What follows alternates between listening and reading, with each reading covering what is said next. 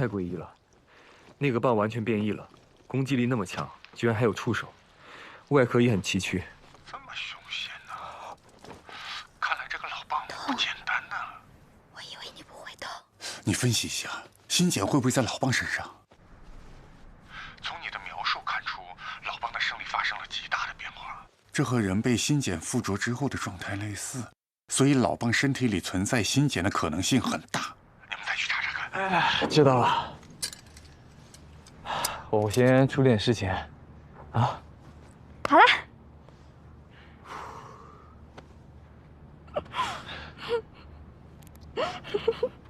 哎，萌蛋，你发现一个事情没？什么事？我坐着好像跟你站着一样高哎。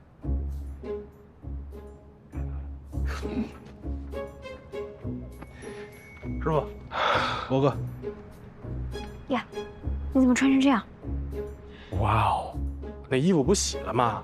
好容易找个毯子给裹上，13000还老扒我，那么讨厌。你什么事儿啊？我饿了。幸好这儿是硬质地，老蚌过不来。哎，这得了吧？行。曹兄，你成天就知道吃，你看你像个撑子一样，还知道吃。废话，老蚌折腾我一天了，我不吃了几个街坊解解气。好吃吗？真好吃。你尝尝，怎么还有壳啊？这补钙。你们俩消停一点，消停点啊！罗润，你说那新茧真的就在那老蚌？那个新茧到底是什么东西？你问这问题啊，太深奥。先回答还是我的问题，师傅，你们这些天都经历了什么？要不这样，你给他解释一下我们这些天都经历了啥？你给他解释一下什么叫新茧。你俩缺课的拿着那个串儿到那边自行补课去啊。好嘞。不是，哎，你俩够吃吧？够吃。真变态。那你准备怎么办？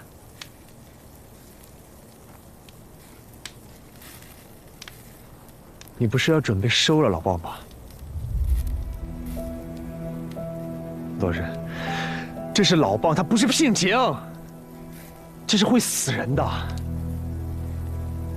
反正我先跟你说好，这事我不参与。我还要回酒吧呢。我还没想好呢。总之，安全第一。明天再去那条水域看看吧，说不定能找到红纱的叔叔，或者……哎，注意啊，那个人又来了。13000，13000。让他去吧。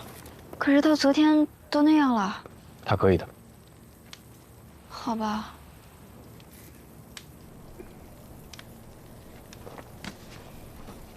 你的虾。妈呀，糊成这样了，这还能吃吗？谢谢。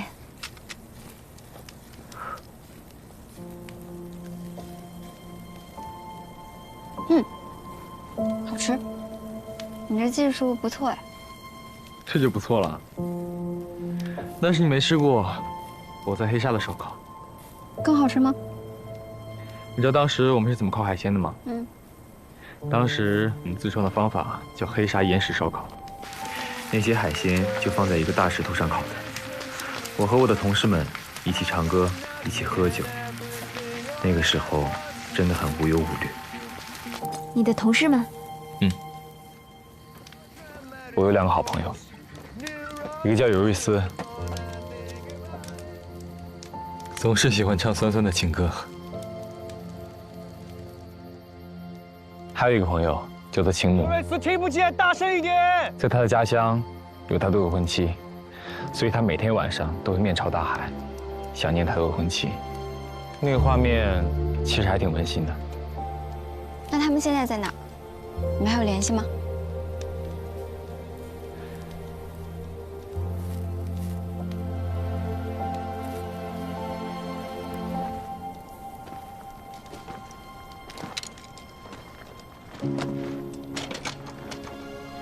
回国之后就不大联系了。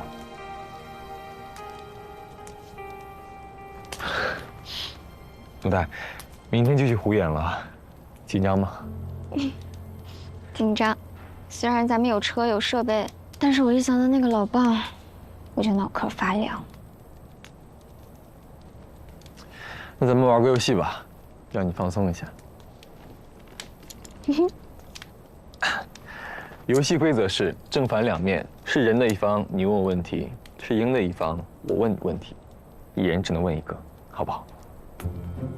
所谓你既无心，我便休。问一下直截了当，不比你在这纠结强，我看着都累。要开始了。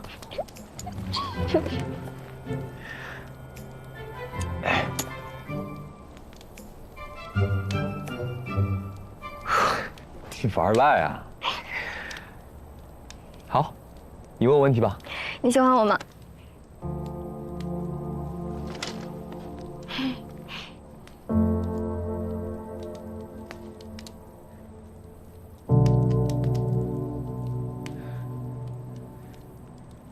我在，好，我知道了。我们继续。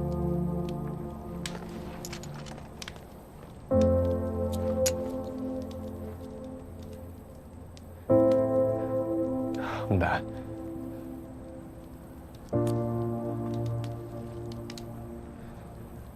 如果，我说如果，你喜欢的人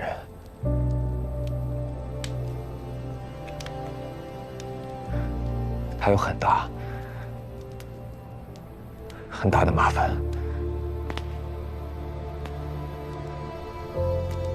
你还会喜欢他吗？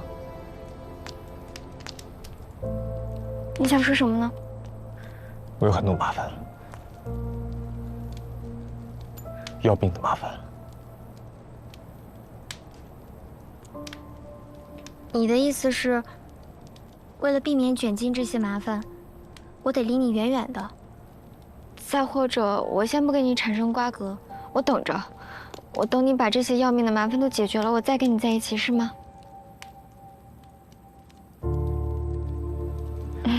你做梦呢？我是没有爱过什么人，但是我知道，两个人在一起最好的时间，就是你喜欢我，我也喜欢你的时候。那些什么，等我有钱了，等我把问题解决了，等着等着就都没了。我不会等的。要是两个人相遇没能抓住对方的手，可能就各走各的去牵别人的手了。我只会等那种彼此已经有很深的感情，心甘情愿守候的。可咱们谁对谁都没到那份儿上呢。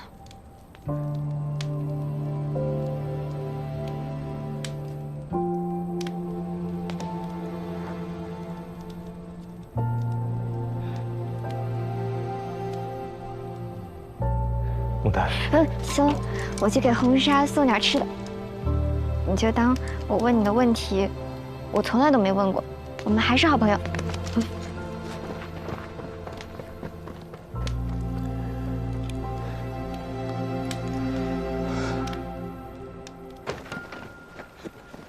别动！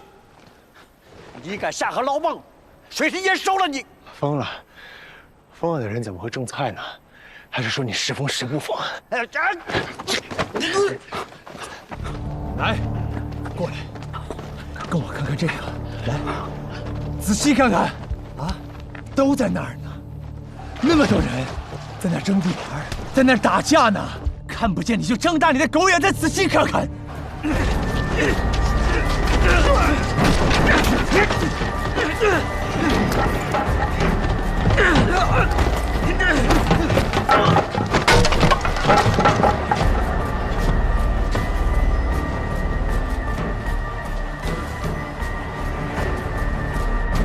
来，你看那儿，那儿有一个男人，看见没？他两脚打地，他落水了。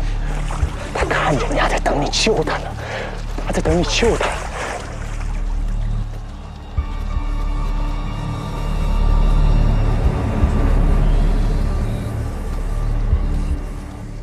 不救他，你在犹豫什么？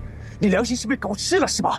你以为我不知道吗？10几年了，老天爷在谴责我，我的良心也在谴责我。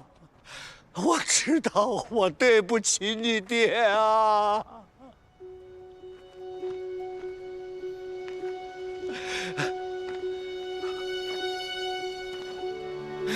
江昭他爹，我对不起你呀！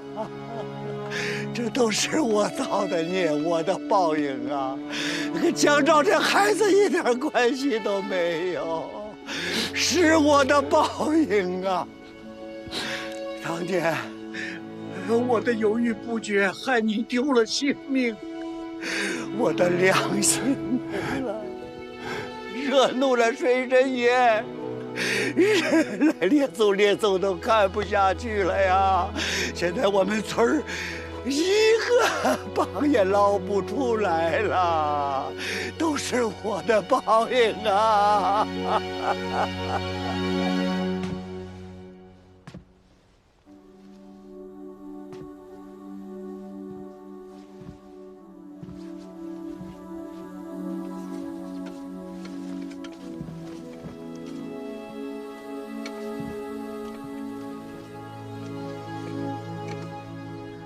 你也失眠啊？一会儿想我二叔，一会儿想那个什么欣姐。我问了。问什么？打直球啊。然后呢？结果就是，我又拥有万千小树苗了。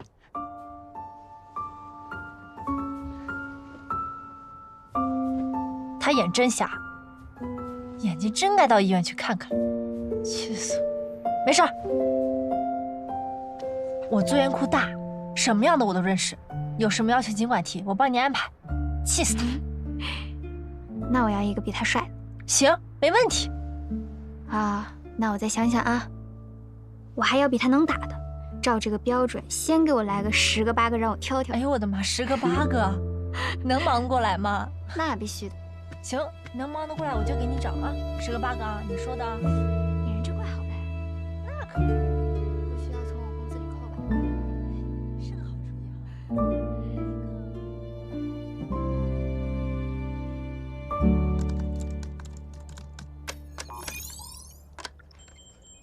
安全起见，我们用水眼远程操作，查看水底情况，看能不能发现什么线索。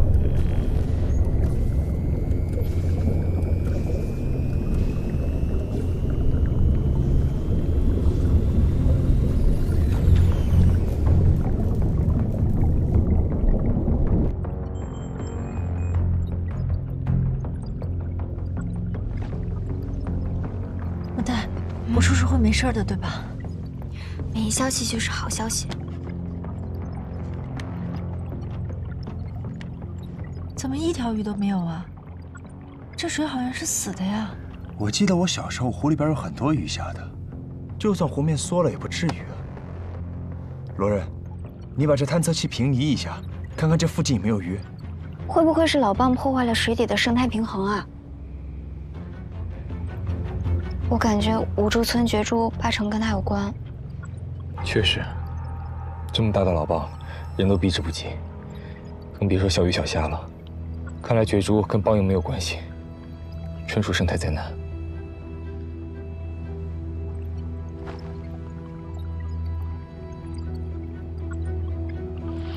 啊妈呀！没事吧？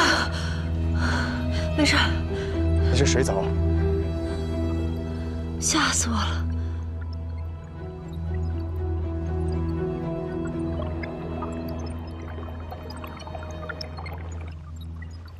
那是骨头吗？不像是人的骨头。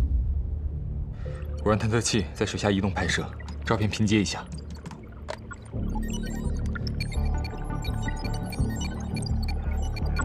我的妈呀，这水底下够瘆得慌的。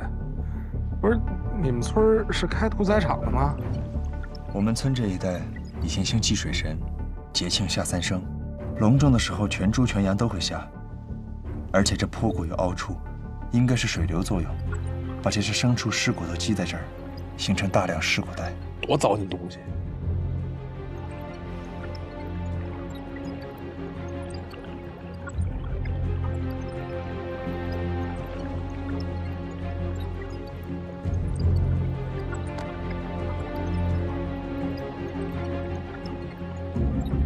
罗润，能帮我转到正面去看一下吗？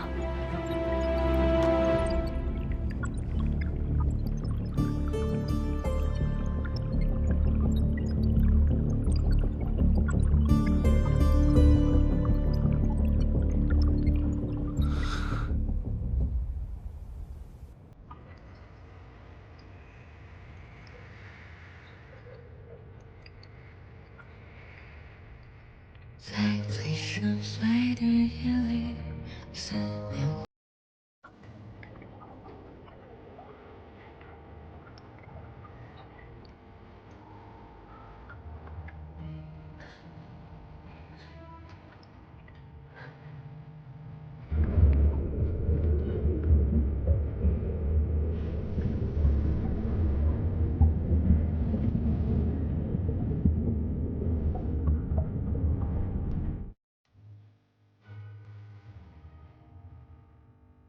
爷爷知道了怎么办？我爸妈走得早，叔叔是他唯一的儿子了。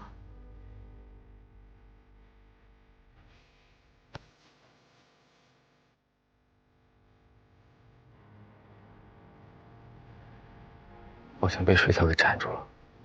我觉得没那么简单。咱小时候在河里游泳都被缠过呀，使点劲儿能扯开。我是怕别是老蚌给拖下去的吧。不管怎么样，咱们先把你叔叔的尸体捞上来吧。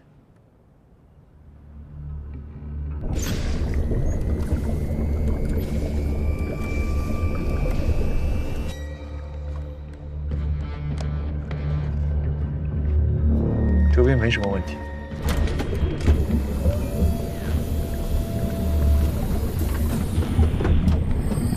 这机械手能行吗？最大能抓取120公斤的重量，应该没问题。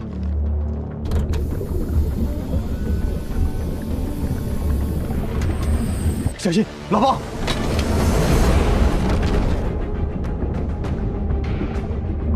李万三，保住探测器。好。老蚌在底下看着，不好捞啊。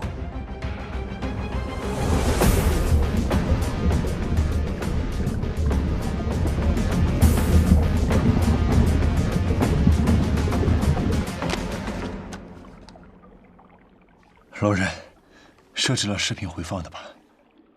啊，断人之前视频都有。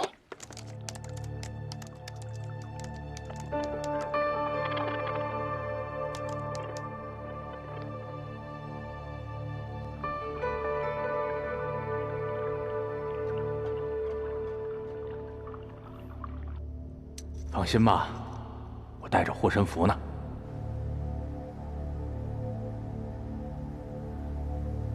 是我爸。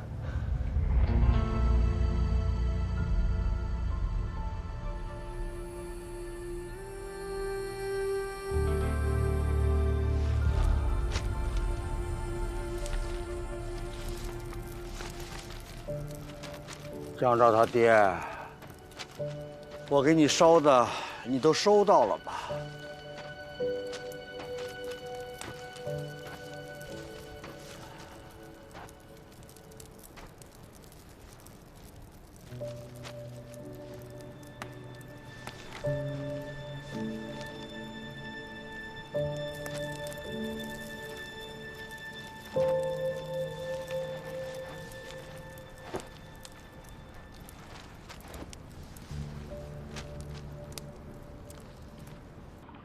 现在看来，想捞尸，得先对付老蚌，但对付老蚌很危险。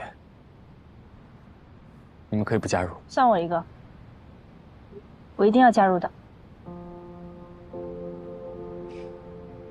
你们都知道，我这一趟是为了娉婷的事儿来的。如果现在掉头的话，等于空跑。所以，我想继续走下去。虽然危险，但是老话说，绝处逢生，也许迎难而上，会有新的发现和转机。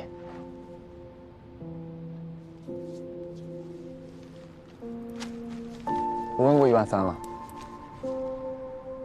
他父亲的尸骨在水下，或许母亲的也在。他和我们一起。那我也一起。那老棒要了我全部家当，还差点要了我的命，亏了你救了我。再说，13000的事吧，怎么也得帮啊，上下铺的交情。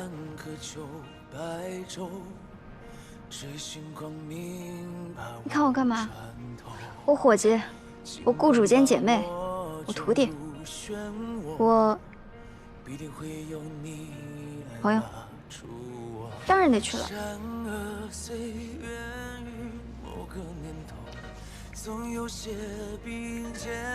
好，那就干。既然要干，就得有对敌计划，尽量从湖眼把老棒引向湖面。老棒被引诱出，我会发射捕网。老棒一入网，我就去勾连车载电动绞盘。倒车！老棒力气太大，要立即启动绞盘。13000同时开车，总之多管齐下，把老棒死死拖住。只要车速够快，老棒反应不及，到时候咱们就一路把他溜上岸。老棒被拖出，下一步就是取棒肉。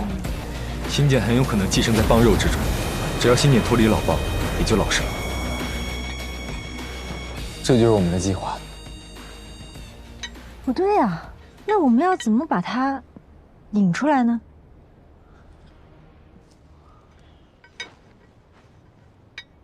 我来吧，我在船上制造声响，引他出来。我轻功好，他一出来我就跑。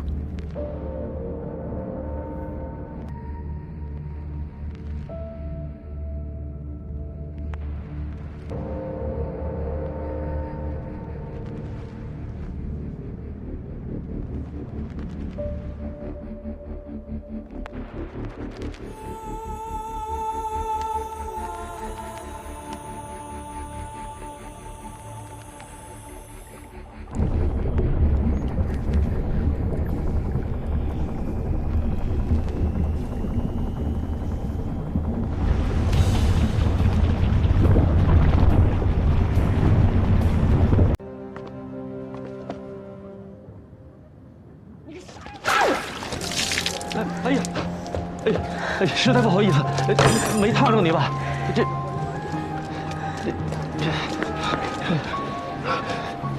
你们干什么？不是我也不知道是怎么回事，这还好汤不热。是不是他？算了，别怕，我来处理。算了，罗小姐，我来处理，没事。算了，我说算了。对不起。莫代。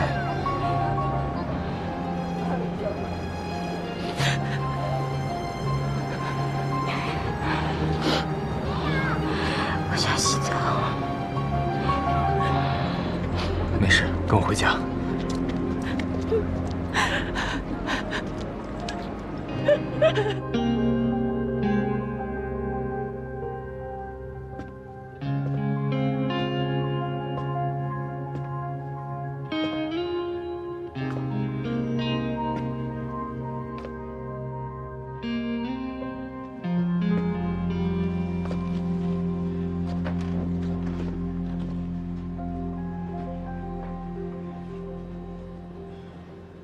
刚才的事儿，你想聊吗？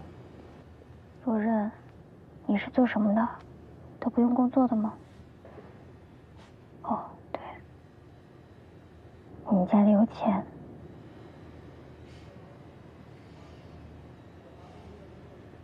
我之前在黑沙老岛待了3、4年。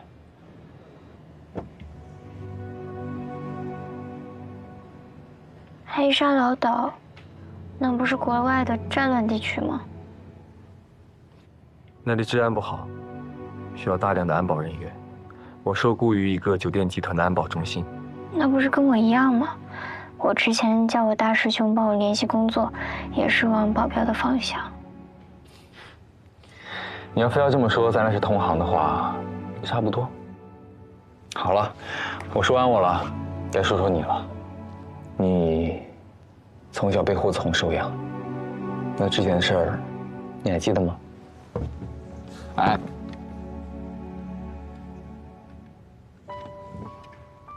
不可以。记得一点，不多。我是被我妈妈遗弃的。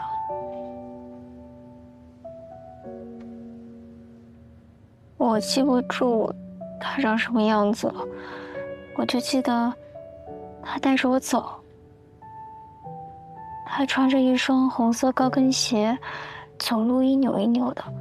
我一直盯着她的脚看，我怕她摔跤。后来她带着我到了一个福利院门口，给了我一个桃子，就走了。我一直等她。那个时候刚听过孔融让梨的故事，我就想着等她回来了，我把桃子给她吃。她肯定觉得我又乖又孝顺，肯定特别开心。后来呢？后来就被带进福利院了呗。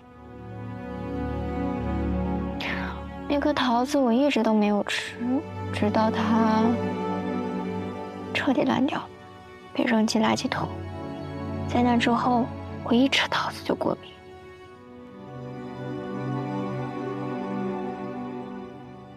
调了之后，是不是觉得咱俩还挺像的？又是同行，原生家庭又半斤八两的。还真是，星星惜星星，此处应该干一杯。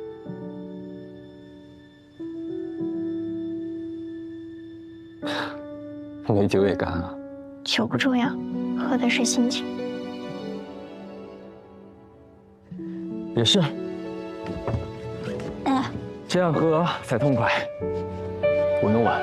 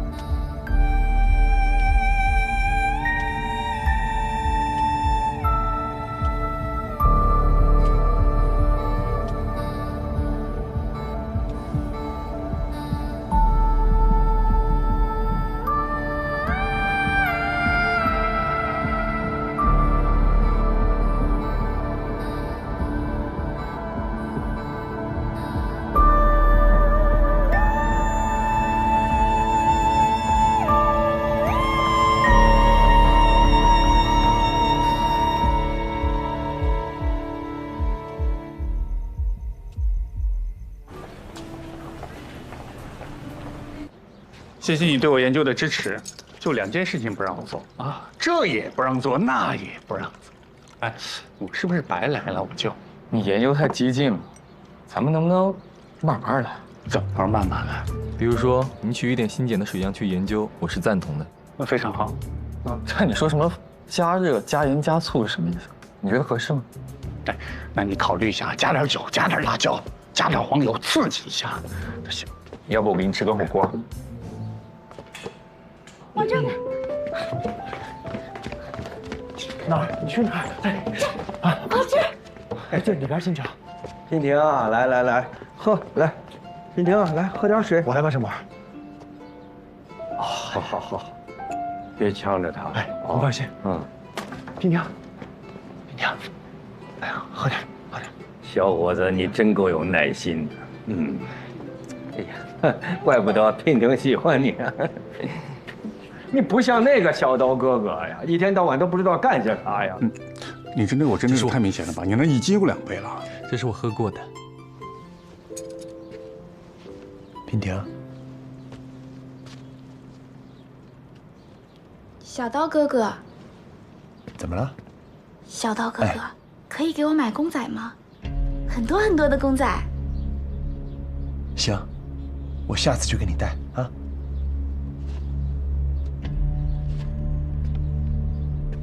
哎，那儿。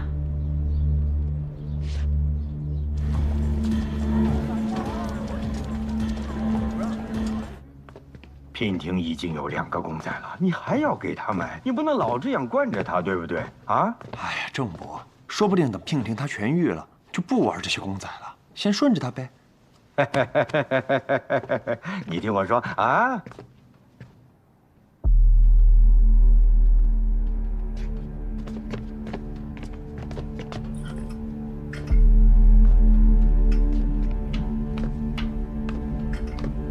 娉婷。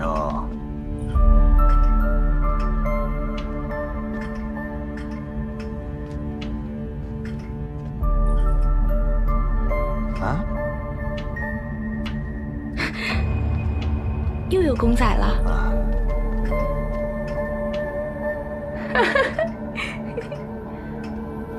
太好了，这下齐了，齐了。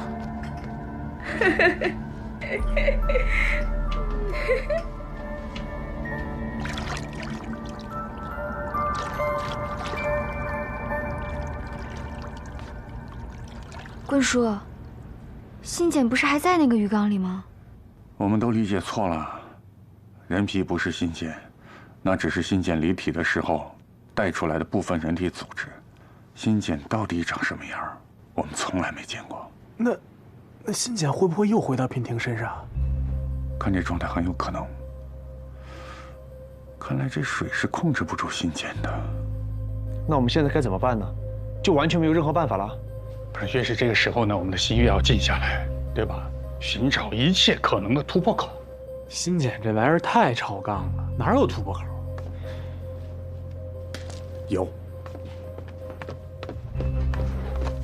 你们忘了，除了小三三之外，你们3个都看到了一行小人，这是心简释放出来的，而且只有你们能够接触到的一个信息，它一定有它的意义。那心简传达的信息，能是什么好信息啊？就是，无非是憋着往外掏坏负能量的信息。就算他是憋着坏，那他也是目前我们唯一的一个线索。要不要顺着这个藤去摸瓜？你们自己看。摸。第一个是有坐骑的一个人，第2个是凤凰，第3个狮子，最后是一个长着翅膀的猴子。这好像瓦猫。瓦猫？嗯，就丽溪很多老房子的屋檐上都有那幅正邪的瓦猫雕像，这特别像。就一排角级神兽，仙人指路。仙人指路，你们这个知识点啊太匮乏了。以前造房子的时候都有那个飞檐翘角，最常见的就是仙人指路。就拥有这个仙人指路装饰风格的建筑，全国上下哪儿都有，这咋找啊？你们的这个幻象当中有一点它很有特点。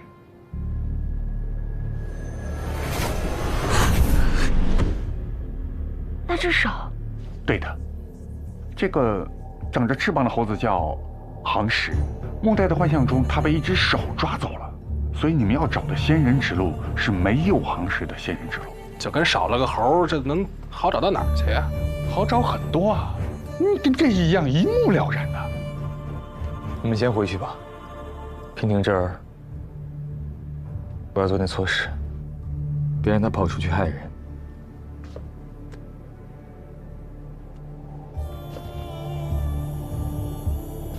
回去吧。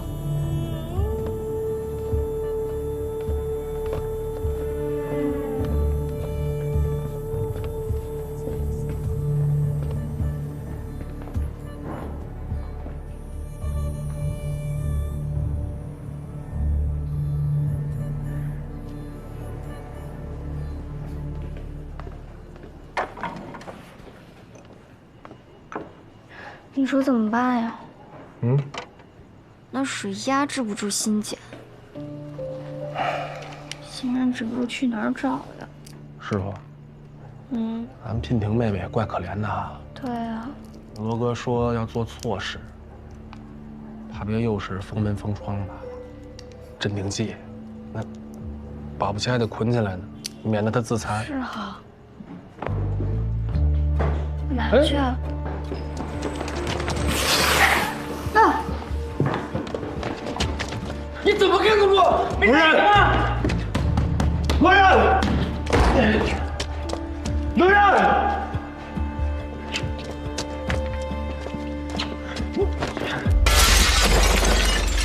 罗然！你要下去干嘛？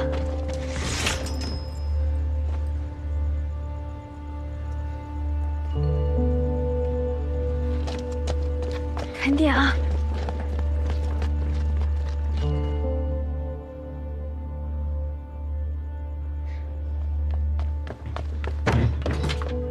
罗然，你要不要用这些鬼东西？啊！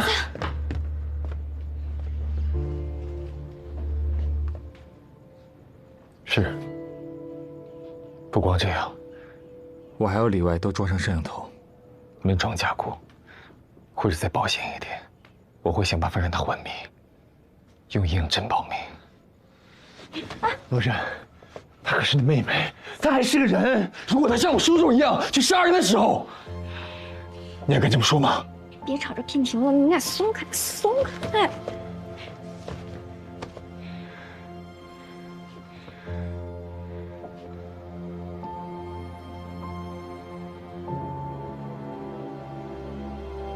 以后这里你别少来，只有真正找到仙人指路的信息，娉婷才有希望。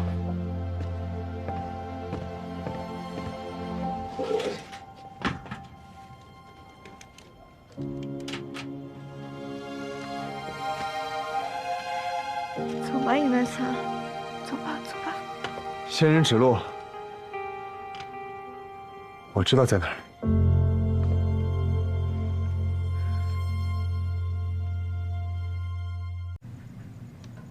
那地方在桂地合浦五竹村，也就是我的老家。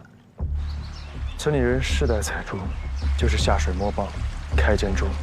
祠堂里供奉着水神爷，脚旗上有一排仙人指路的神兽。其实，在小山河第一次让我画水影的时候，我就已经在水影上看见幻象了。当时我画完了，我才意识到那是仙人指路，我太震惊了，所以我就没有说。我也没有想到，后来你们也陆陆续续的看到了跟我一样的东西。水影是水影，幻象是幻象。你怎么能确定你们村的仙人指就是我们要找的？因为最后那个行石就是我砸的，那双抓走行石的手也就是我的。怎么不早说？因为我不想说那鬼地方。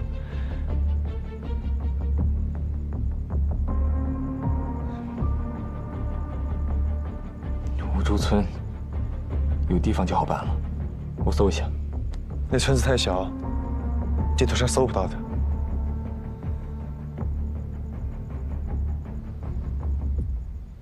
我可以带你去，但我有一个条件。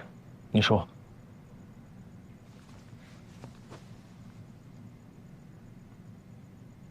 保证我的安全。好。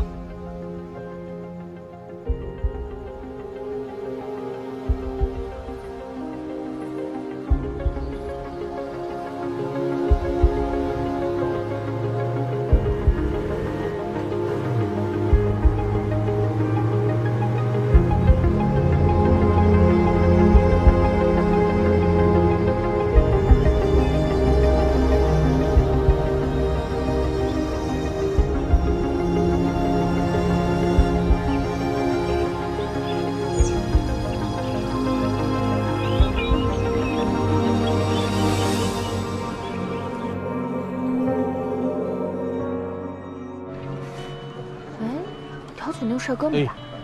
1万3没来，啊？就我伺候您。啊，受委屈啊啊！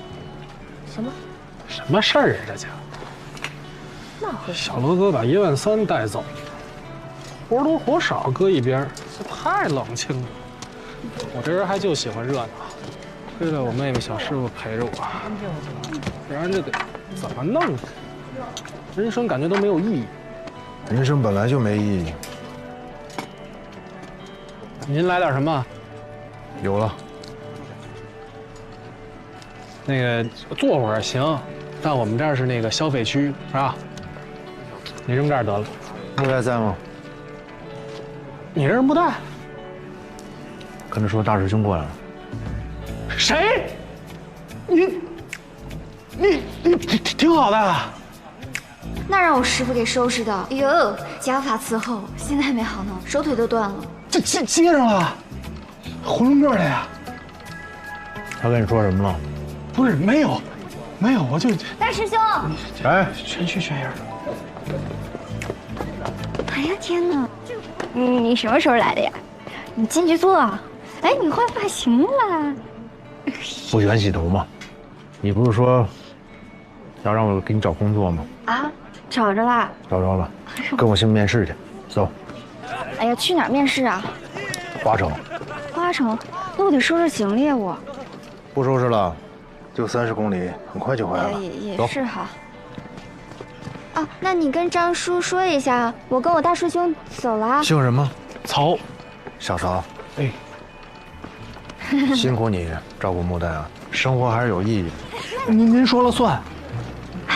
去给我零钱包拿过来。哦，快点啊，车快开了。来了，快！来吧。哎，我跟他说两句。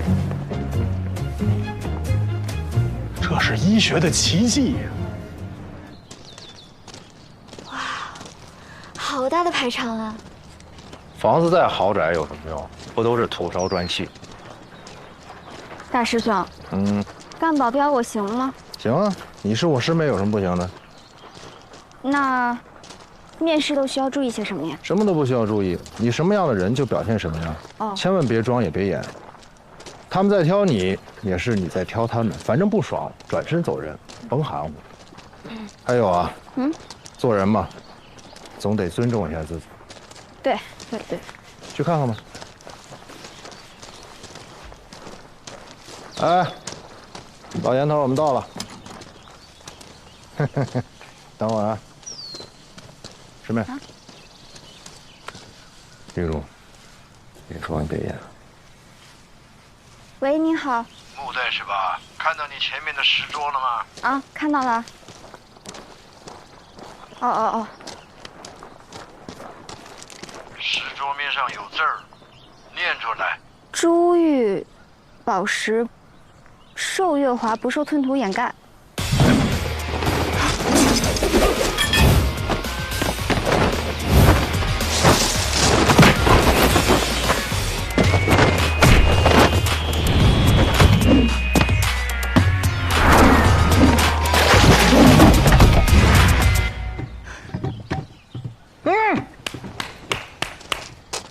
打得漂亮！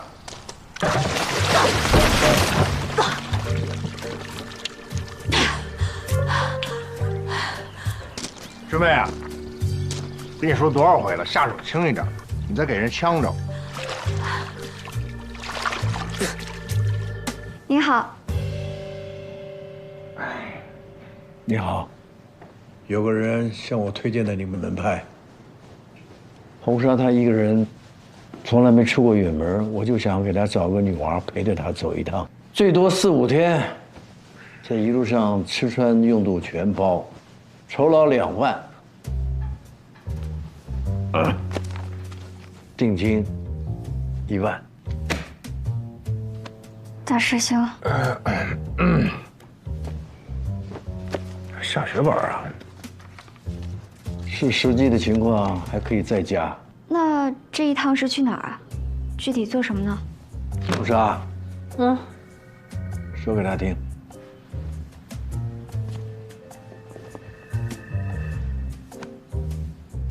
我们家是采宝的，听没听过？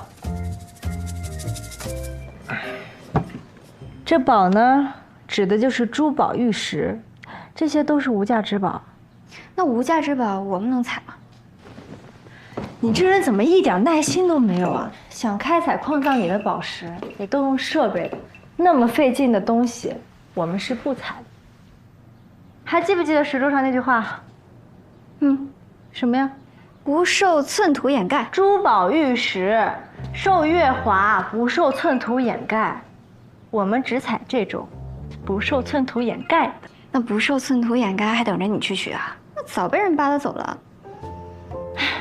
外行就是外行哈，你们是不是都以为珠宝玉石是不灵不灵自己堆那儿的吧？人家外头要么裹石壳，要么裹土皮，我们普通人当然看不出来了。那得靠一双神眼，去辨别它们散发出的宝气，明白吗？我们采宝人不挖土，只下水和下井。下水呢是采珍珠玉石，下井就是采宝石。古书记载，宝石在井，上透碧空；珠在晨间，日在郡。别讲那些灰色人听不懂的，告诉你吧，我们采宝的讲究的是练眼，靠着眼睛辨宝器、定方位，但这个法子太费眼睛了，所以练眼的人后半辈子都是半瞎子。我有个儿子，也就是红纱的二叔，他不肯练自家的本事，喜欢用自己的法子。前些日子去了桂地一带，说是去采宝。前2天我联系他，怎么样都联系不上。那电话是通的，就是没人接。查定位，就是在那一带。我心急啊，但是行动又不便，所以就请你带红纱去看看。桂地、高原湖一带，方便问一下具体位置在哪吗？合浦五竹村。这么巧！前方隧道被封，请绕路。前方隧道被封，请绕路。刘文三，前面的路好像不通啊。这种荒郊野岭导航出错是常有的事儿，你信我，这隧道出去10几20里就是五竹村，我可记得太清楚。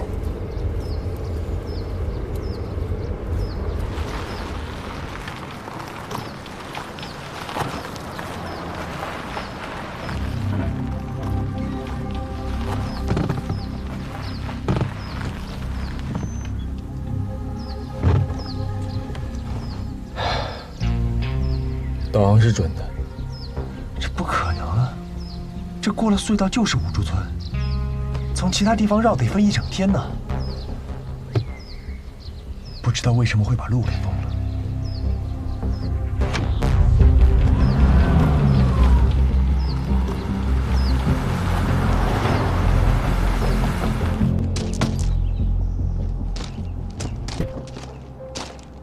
哎，我行李。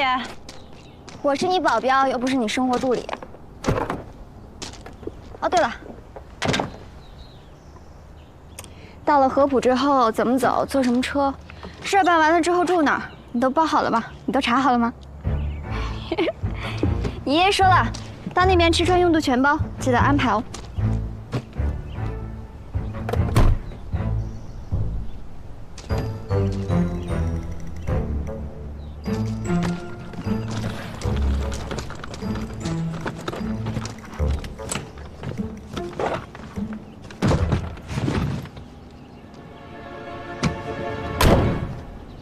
刚才我叫你过去，那边跳舞呢，可热闹了。我知道这个，我给你看，来，老板。哎，您听说过这附近有个五竹村吗？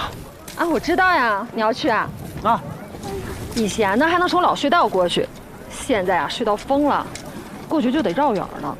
你们可以坐火车呀，火车到那边还有路走。那您知道他为什么好端端的隧道就封了呢？那边没人了呀，都空了。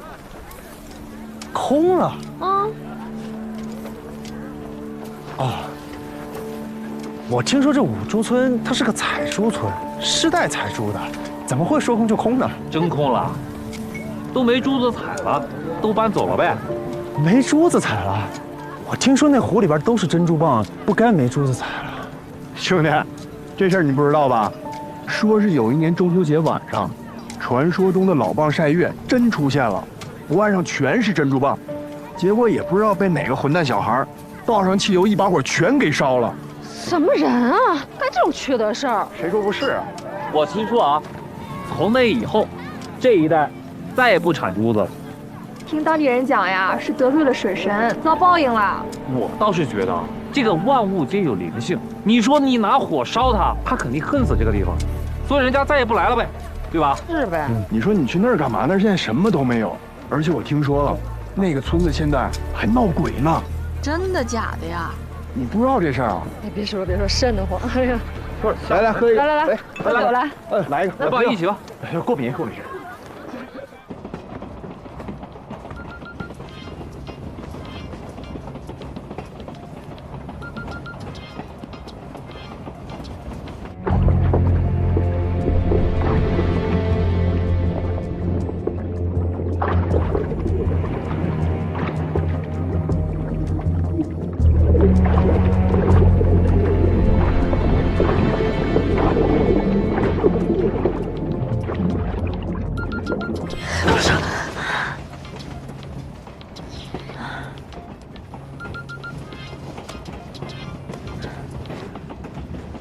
喂，二叔。喂，二叔，你听到我说话吗？喂。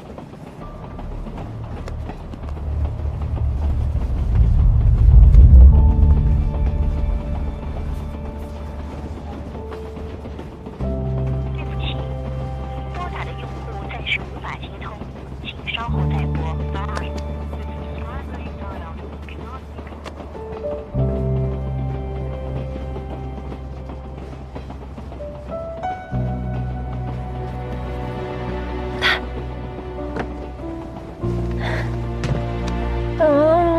醒，快醒！怎么了呀？哎呀，快起来！怎么了？出事了！哎呀，这怎么一直打不通呢？你二叔之前失联了，现在给你打电话不挺好的吗？那说不定就是电话没电了呗。充上电会给你打电话的。不是他接了的，但他没说话。会出事了吧？那就是电话没电了，没说成呗。我那梦太可怕了，跟真的似的。人都说过了，什么梦都是反的，你别想了啊。快睡吧，太困了。啊，保镖不好当啊。哎呀，困就你困。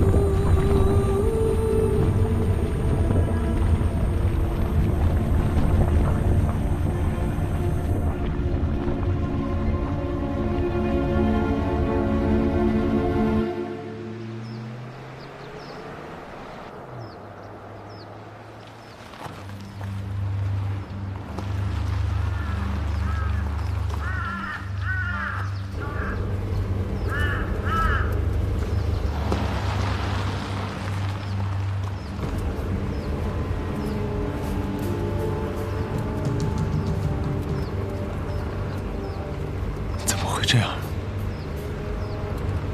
人呢？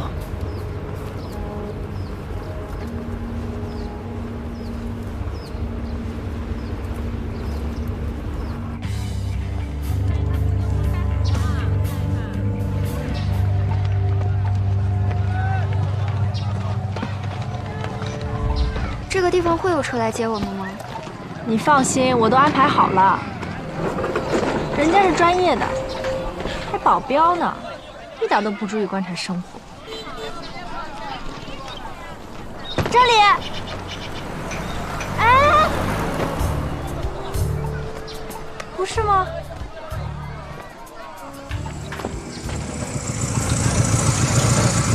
Hello， 两位美女，哪位是严小姐？你的至尊享受啊！对，至尊享受。对啊，上车。来，扶好坐稳啊！马上就要出发了。哎，我还有这个。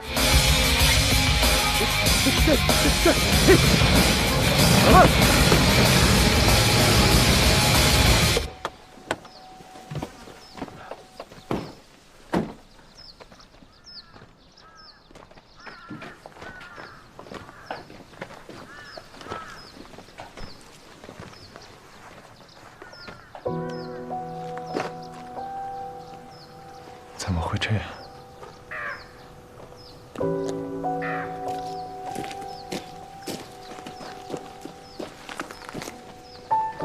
我家还在。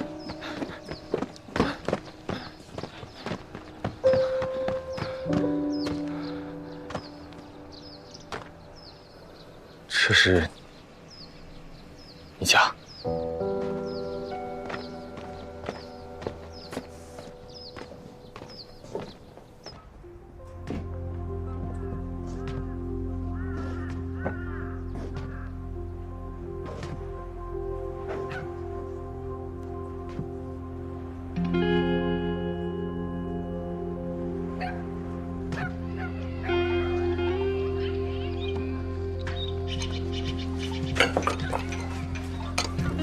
不是说等上头出划分方案吗？怎么又安排人去守护啊？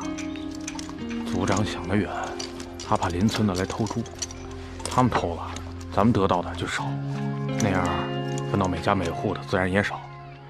江照上学就会少一块橡皮，少一支铅笔，你说对不对？我走了。哎，你慢点。我带着护身符呢，放心吧。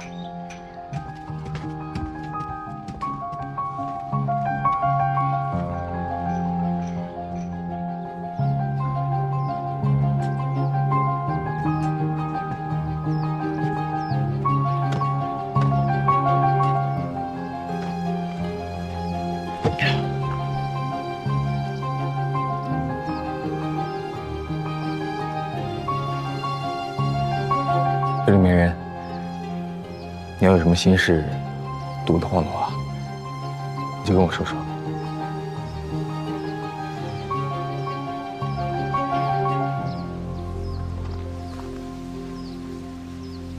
你知道，五洲村靠珍珠过日子，产出的水域就跟农田一样，也分肥瘦，有的产蚌多，有的产蚌少。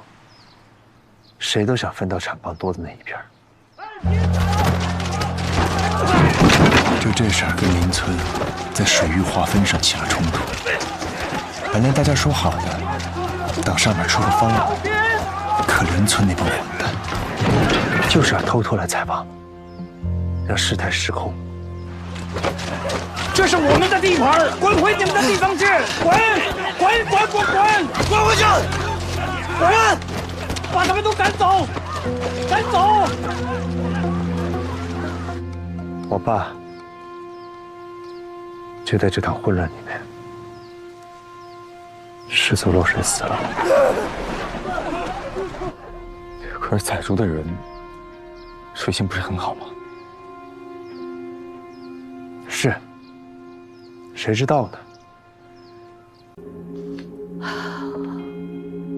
我之前人跟人是麻木的，我什么都没想。但是我后来，我突然就觉得浑身燃起了一团火，我就要亲手杀了他，我要亲手杀了这个畜生。用最残忍的手段杀了他！我要杀了他，以牙还牙，以眼还眼。红衣，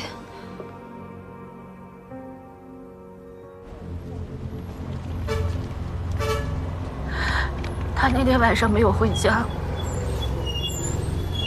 去了长途客运站。我一直跟着他，买了同一辆车票，上了同一辆车。仇恨真的可以瞬间改变一个人，我居然可以那么镇定地伪装自己，跟踪尾随，一直没有被他发现。就这样2天2夜，几次3番转折，最后到的地方是大同。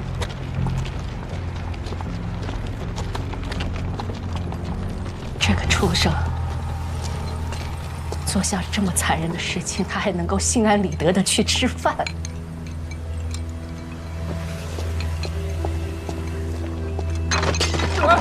干嘛呢？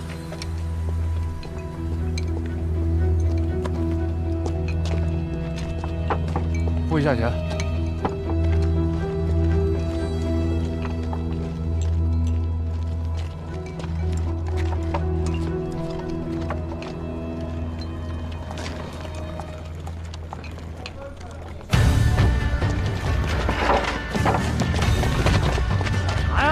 着火了，你家！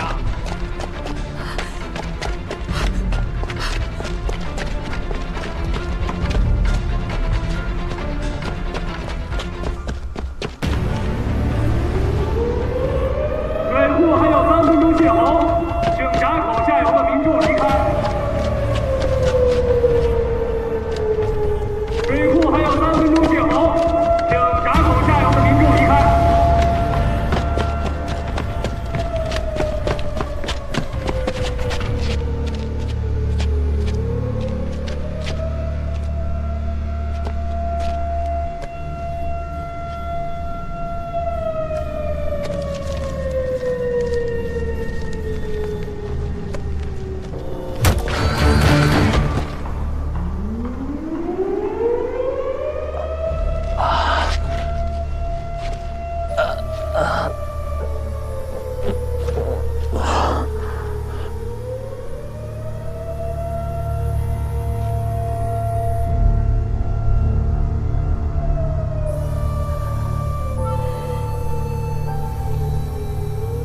雅琴，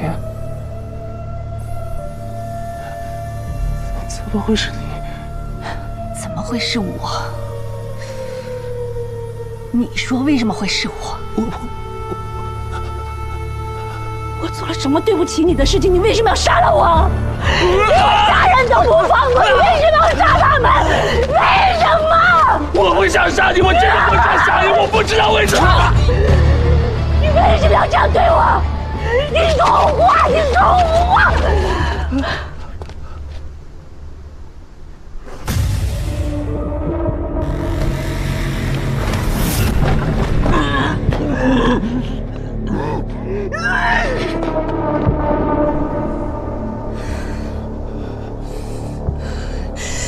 你这个恶魔，去死吧！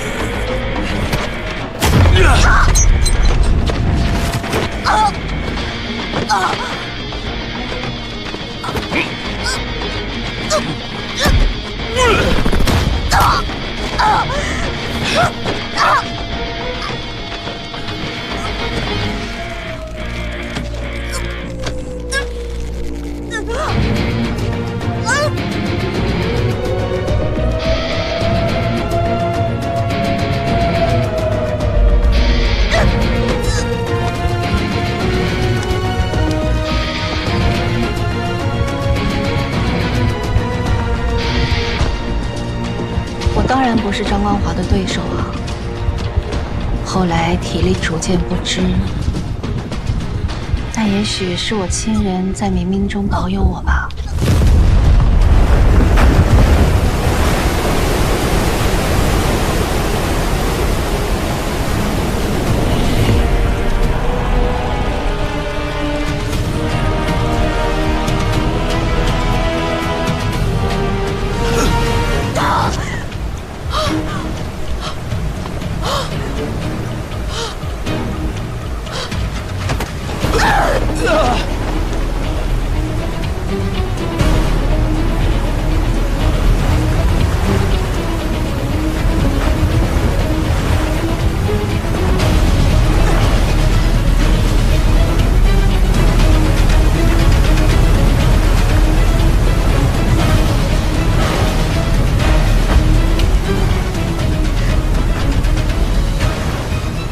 后来，沿着边上的护栏爬了上去。我在那儿坐了一夜，也想了一夜。我没有杀人，但是张光华的死是我间接造成的。而且我一旦回去，那势必是要跟警方说明一切，那我和张光华这种不正当的关系就要曝光。在那个年代，那个小地方，风言风语是要人命的，就连我死去的父母都会被人说闲话。天亮之后，看着太阳升起，我突然觉得老天已经给了我重生的机会。所以，你想到猫用霍子红的名字？凶手也死了，家人的仇也报了，李雅庆过去的一切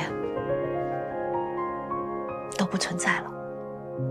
以一个新的身份重新开始是最好的安排。你都知道了张光华的结局，还想问烽火打听他？活要见人，死要见尸，不得个准信，我心里不踏实。那李叔呢？你没有想过他吗？没有，完全没有。我跟李坦的交往，只是为了让我爸高兴。所以你从来都没有喜欢过李叔，只是逢场作戏吗？那，你跟李叔也是这么说的？我看他刚才好难过，一句话都没说就走了。红姨，你不觉得这样太过分了吗？他会觉得自己半辈子的坚守只是个笑话，你骗骗他也好啊。就是因为李坦蹉跎了一大半辈子，我不希望他再继续为我这种不值得的人浪费人生。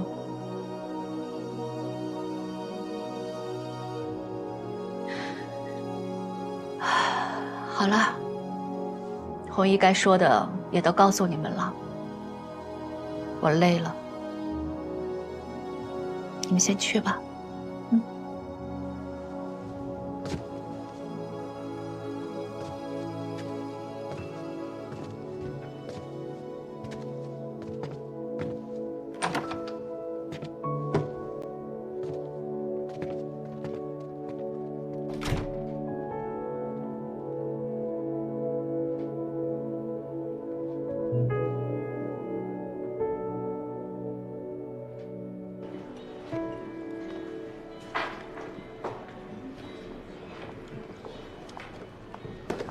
你也不用为李坦感到难过，爱或者不爱掩饰不了，他总会知道真相，他也有权知道。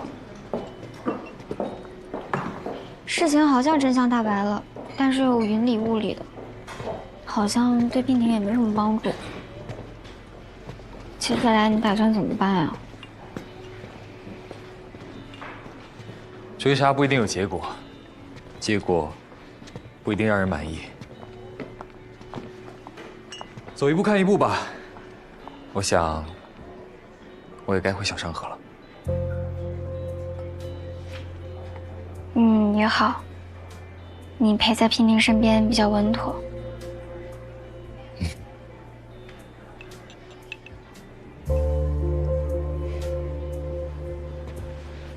很高兴认识你。下次见。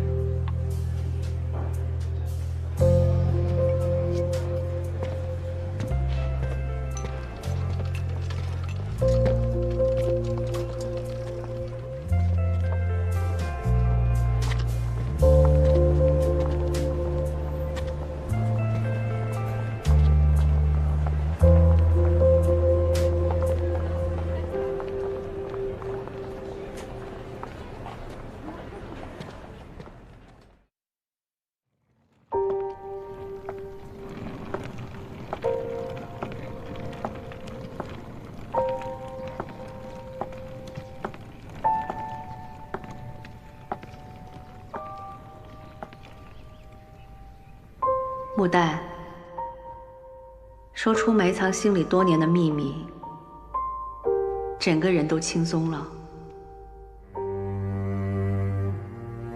可一想到，因为我的懦弱和逃避，让那么多人陷入不幸，甚至蹉跎半生，又为这份轻松感到羞愧。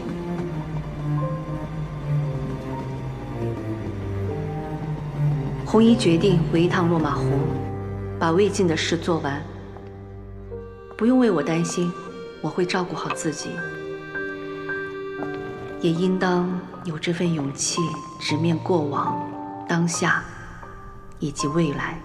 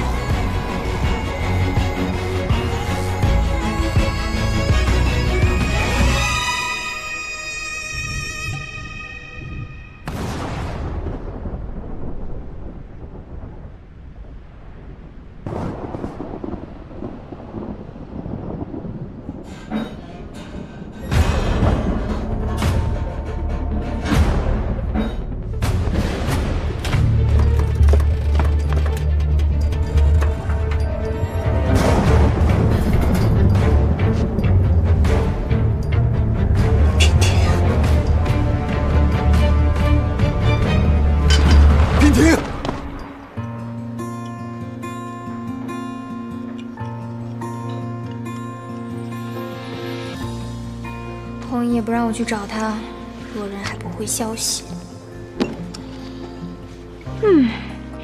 为什么还不给我回消息？上下情报。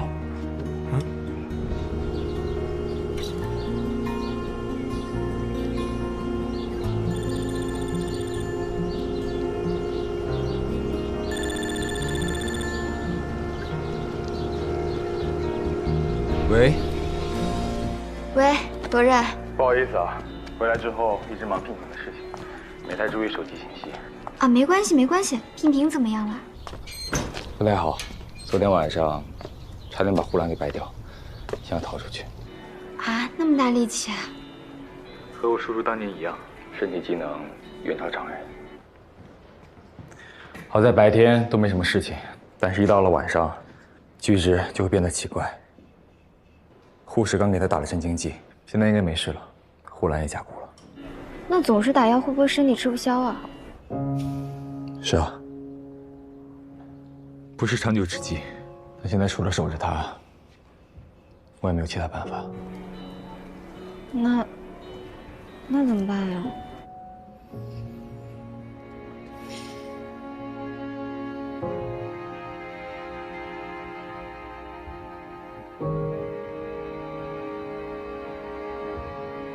身体有变化，像变了个人似的，事情像被附身了。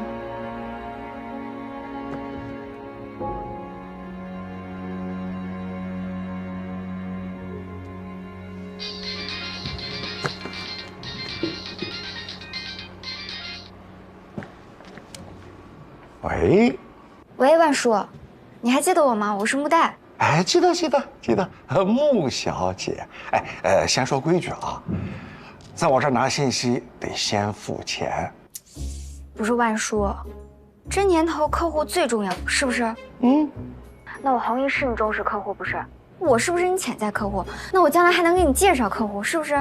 那面对我这个大客户，你要留住我，是不是跟我聊聊，提供点免费服务？这不应该吗？应该的。穆小姐说的极是。行。今天想跟万叔聊点什么呢？就是你不是经手过落马湖那个案子吗？你也知道这个案子疑点重重，古里古怪的。我就是想说，万叔你人脉广，有没有认识那种比较靠谱的，比如说研究什么超自然现象的专家之类的？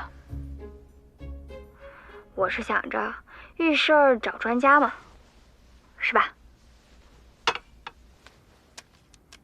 喂，万叔，你还在不在啊？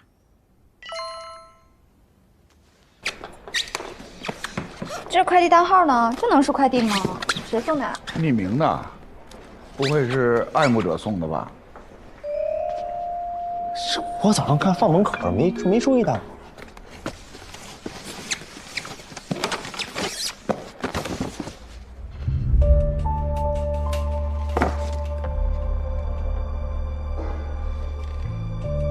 趴在窗外那么久，累坏了吧？手上有刚洗过的草莓，吃了缓缓，没可加。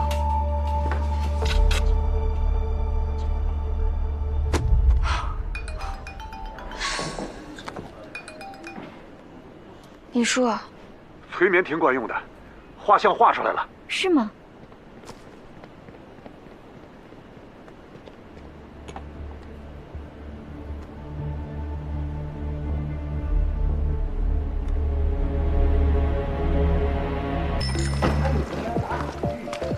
哎，曹兄，要是咱在那门口的地板上用黄金镶出一个豆子，你觉得是什么意思？什么意思？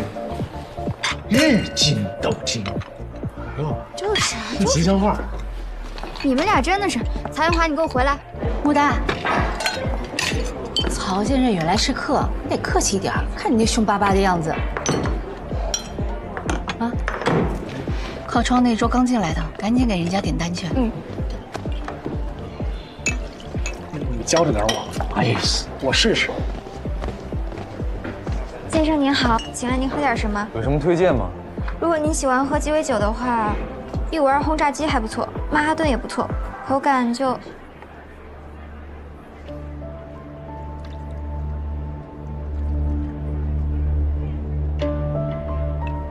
你刚刚推荐那几款酒，口感怎么样？我们换个地方说好。不好意思，我是来喝酒的，不是来跟你说话的。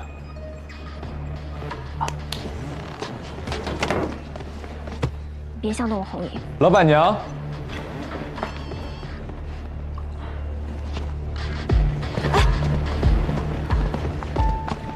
红姨，他是罗刃。霍总是吧？你还记得我吗？我叫罗刃。咱们曾经是邻居。邻居？你忘了吗？我家住在落马湖陈前巷11号。我记得有一年下大雨，你家漏水，我爸还帮你修过雨棚呢。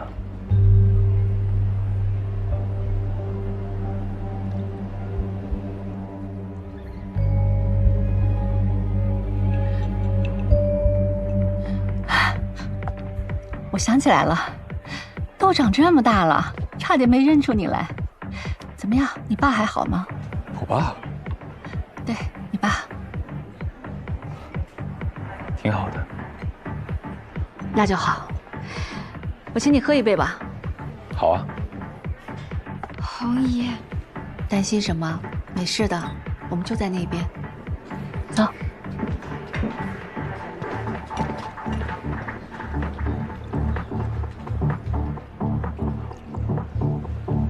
真是邻居。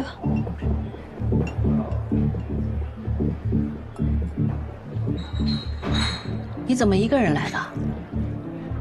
难道我应该成群结伙的来？你不是还有一个同伴吗？同伴？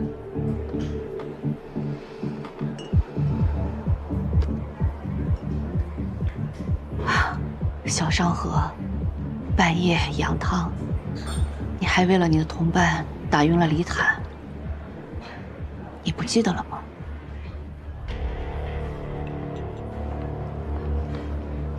他怎么没有来？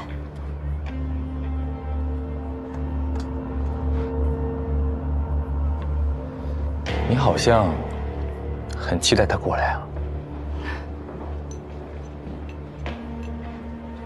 他还没死吗？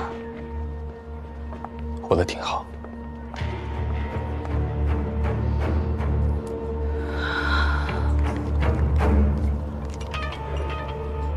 他还真能活。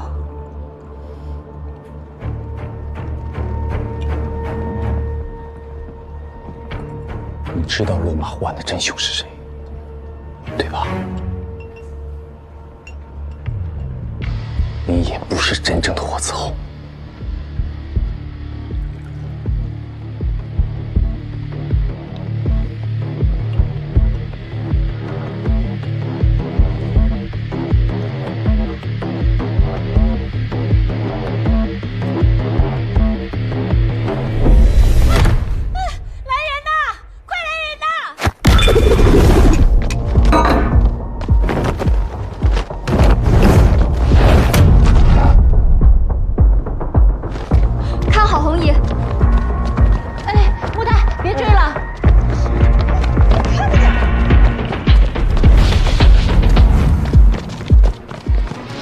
红姨，你没事吧？有没有伤着？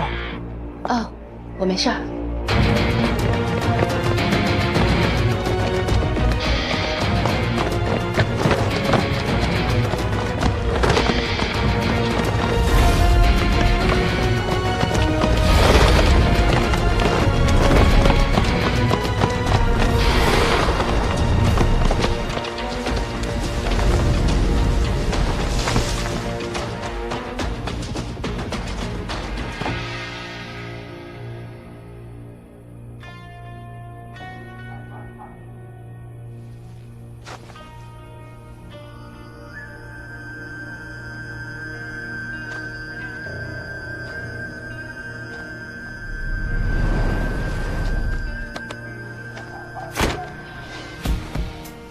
这么凶还要多久？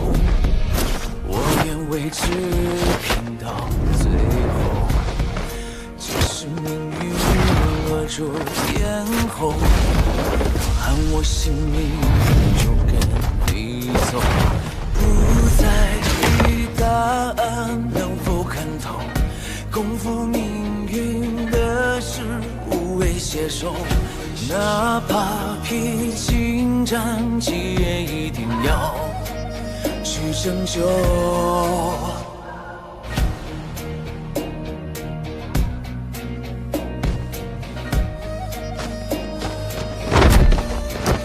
那未知的冒险与迷梦，终将会有收复时候，让我们执着。就算不烈火一起战斗，在梦魇之后，害怕什么？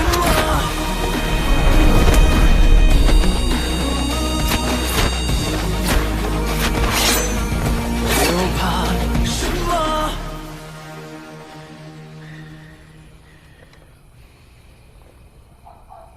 有什么意义也没有。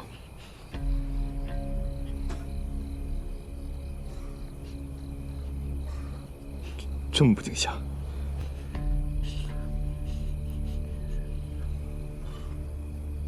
莫代，我可以放你走，但我有几句话，请你仔细听。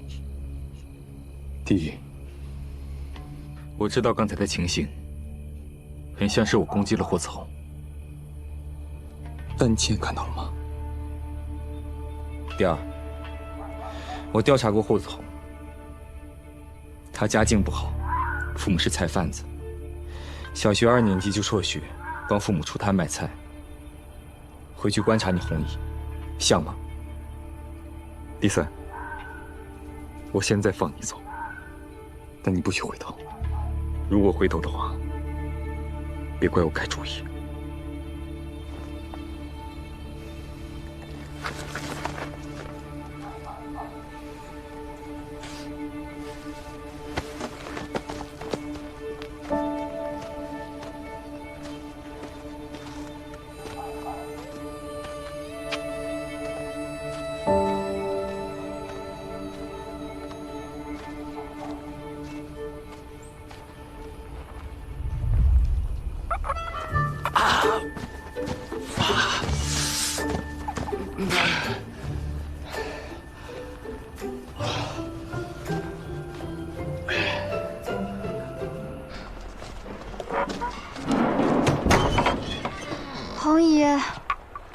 你没事吧？我看看，我没事啊，我真的没事儿，放心吧。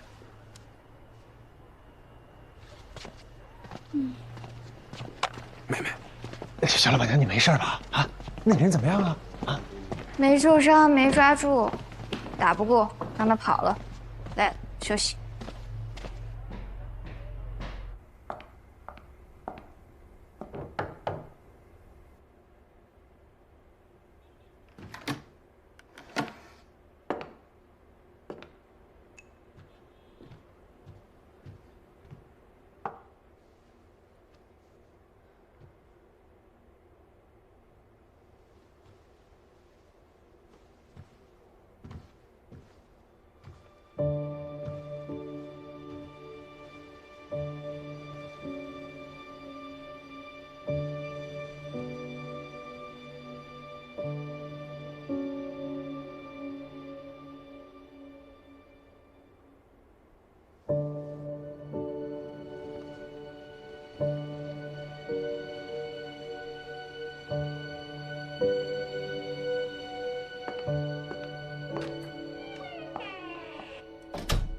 落马湖是个霍总这号人，他家住在城前巷12号，父母是菜贩子，小学2年级就辍学，帮父母出摊卖菜，回去观察你红衣，像吗？能把你打成什么样啊？他那么厉害吗？毕竟是练家子，这年头难得遇到一个练武的人，他师傅一定是个高手。哎呦，这都打上了，你这个案子以后就更难查了。我倒是觉得会越来越顺畅，大家看品行，看修行。这个穆代是个值得结交的人。哎呦喂，这评价够高的啊！高吗？从你嘴里说出来算高。你不是常说吗？你身边都是些两面三刀、下手无情的人，值得结交。我还是头一回听得从你嘴里说出来啊。对了，娉婷怎么样？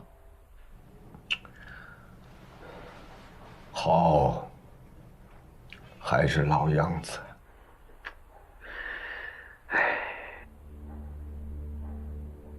得亏呀，他是个文疯子，他要是武疯子，我可看不住他。你看这样行吧？咱们再给他找一个更好的医生。你查的是旧案子，你就算是找到了真凶，也帮不了娉婷啊。郑伯，叔叔的案子太过离奇，娉婷也疯得太突然了，所以我始终觉得案子本身才是关键。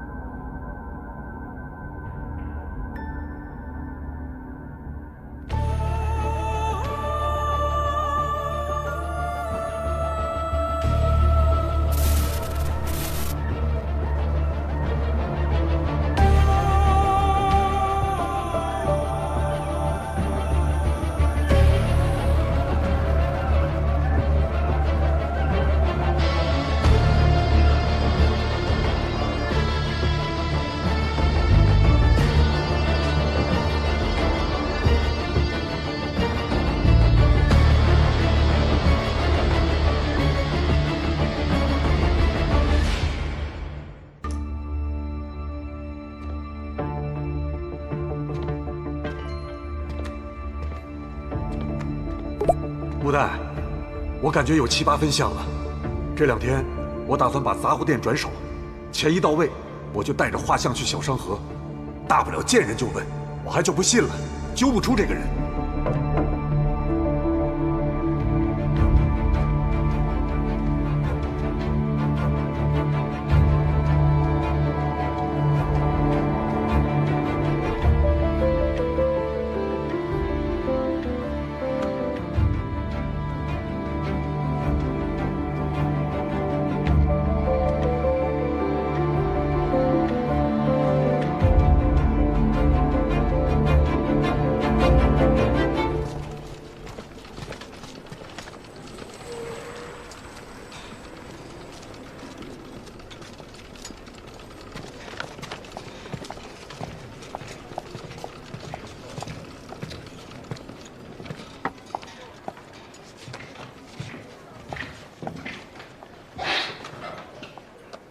很会选地方，内外都有摄像头，人也很多，很懂得保护自己。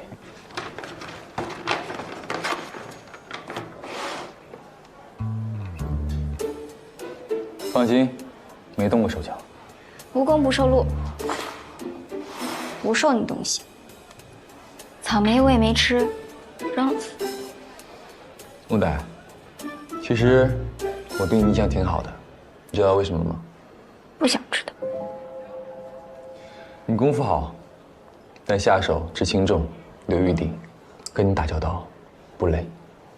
你刀都架我脖子上了，还夸我武功好，讽刺我呢吧？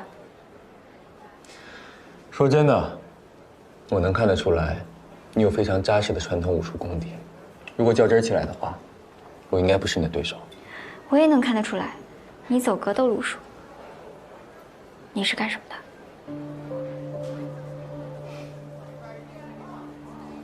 无所谓，我也不想知道。你是来谈落马湖的案子的吗？那我有个要求。你说。有2种人会对落马湖这个案子保持关注：基友和凶手。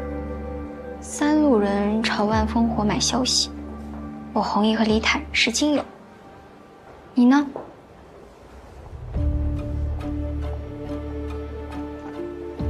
你对我弘毅挺了解的吧？李坦你也挺熟的吧？你找我聊可以，那你要我们全盘托出，你自己藏着掖着的，不太好吧？我很忙哦，你要不说我可走了。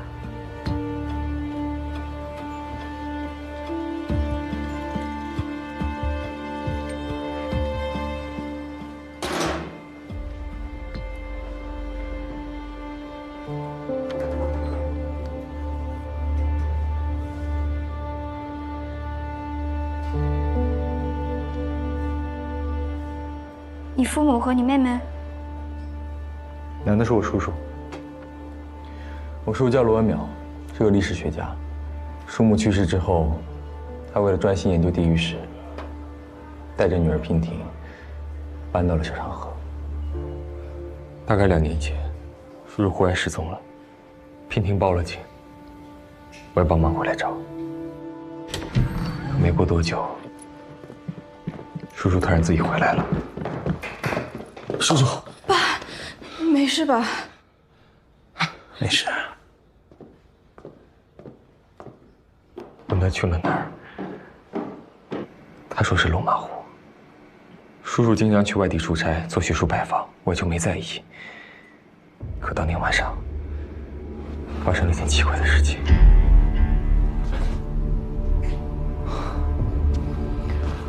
叔叔，你怎么还不睡啊？都几点了？叔叔，恶人，不要让我去杀人，把我关起来。什么意思啊？我也不知道，我一直追问，可他却表现得像是从来没有说过这句话，就好像跟我开了个恶意的玩笑。可能是正因为印象太深刻了，我一直有所防备，所以我每天晚上都反锁大门。叔叔，我进来了。白天叔叔外出的时候，我也尽量跟着。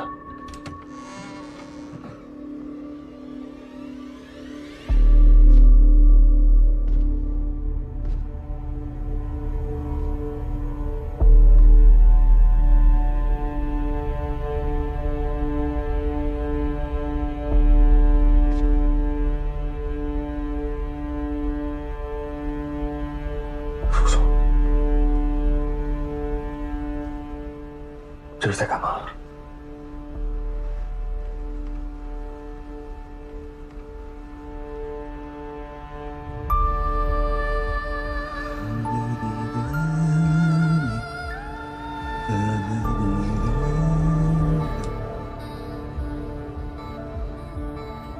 后来几天都很平静，我就放宽了心。可没想到，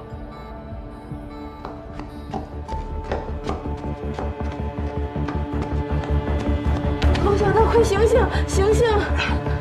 我爸他不见了。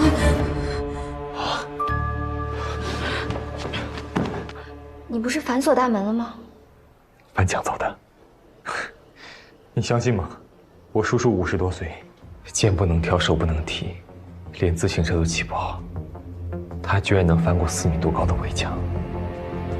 而且我觉得那个人满头白发，应该好对付，可我没想到他力气如此的大。我立刻追出去，途经一条小巷，巷子里有一户着火了，里面有人在厮打。你去看了？屋里的景象很惨。李坦是不是也在啊？刚开始我以为李坦是凶手，因为我进去的时候看到他正掐着我叔叔的脖子。你知道的，有的时候你只是看到一个画面，并不是真相，但你会仓促下结论。我知道。当时我把李坦给打晕了，叔叔就在这个时候跑了。我看到他的眼神，那种嗜血的眼神，我立刻明白是我搞错了，我叔叔才是凶手。当我追出去之后，看到他的速度和力量，那根本不是我叔叔，可他确实是我叔叔。